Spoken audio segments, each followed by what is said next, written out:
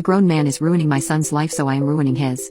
My son just turned 18 and is disabled. He needs and takes multiple medications and needs support at school. He does well in some settings and is on track to graduate and pursue trade school, with support, and we're so proud of him. He is extremely impressionable, a little socially awkward, and desperate for friends. For years we've struggled because he gives his possessions away, gets in bad situations, someone offering to sell him rocks at a park, him thinking they are collectible polished gemstones, so he asks to see them, and then freaks out when he realizes they're illegal substances, and is easily bullied. He will do anything to be liked, which breaks my heart. And we're working on it in therapy, with trusted adults, etc. The grown man. This guy is 28 years old. Let's call him Quentin. He's frequently homeless, often sleeping in a tent in parks. Or, he'll get a voucher from our city to stay in a motel. He has 2 pit bulls, not spayed or neutered, that he will leave in the tent or motel room when he works at a fast food job. I actually have compassion for him and his animals, if he had nothing to do with my son. It started with him asking my son to watch his dogs in the park while he worked. My son is so thrilled to have a friend, and be helping, and he does love animals. So he will spend 8+ hours a day or night,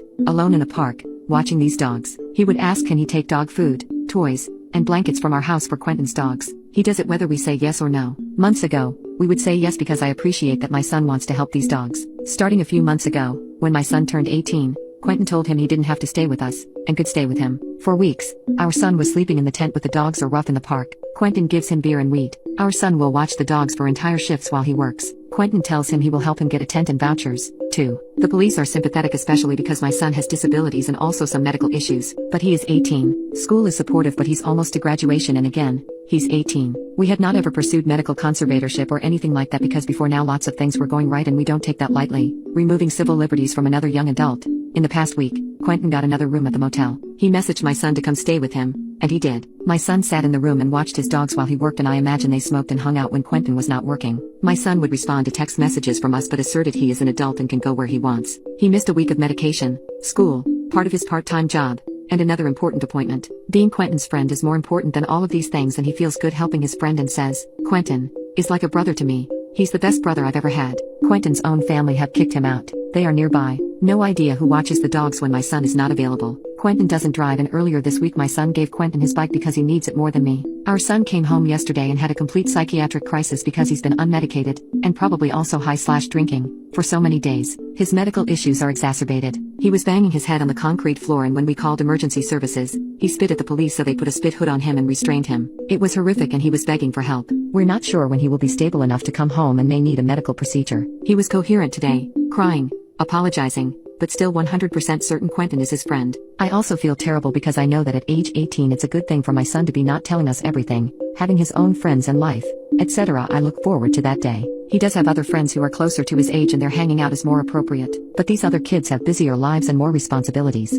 They aren't available 24/7. Quentin is, and my son feels so good when his phone pings and it's his friend needing him. How can I make this man's life miserable? Or at least, make it too uncomfortable or risky to keep hanging out with my son? Nothing to harm or stress the dogs, please. It's not their fault and my son would never forgive me. Update 1. I started doing that tonight. Quentin was so mad. He told me I'm harassing him. He finally walked off and told my son not to follow him. Son is mad at me and parroting that Quentin says I'm too attached. Fine with me. I can do this every day. Great advice. Update.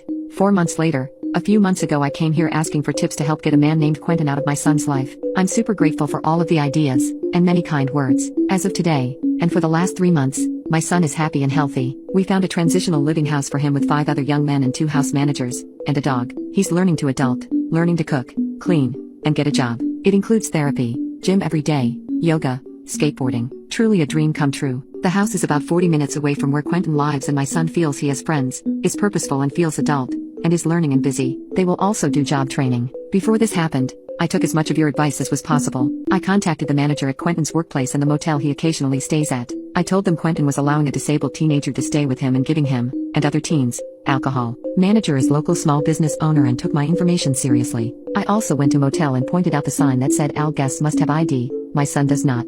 I told manager I hoped he was abiding by rules or I'd contact corporate. I also started calling non-emergency PD line when he was camped after park closing time, and leaving his dogs during the day. PD would move him along. Someone had the great advice of being his best friend and showing up all the time, so I did. Quentin wants to see my son. Hey, here I am, too. I'm at the park. I'm at your work.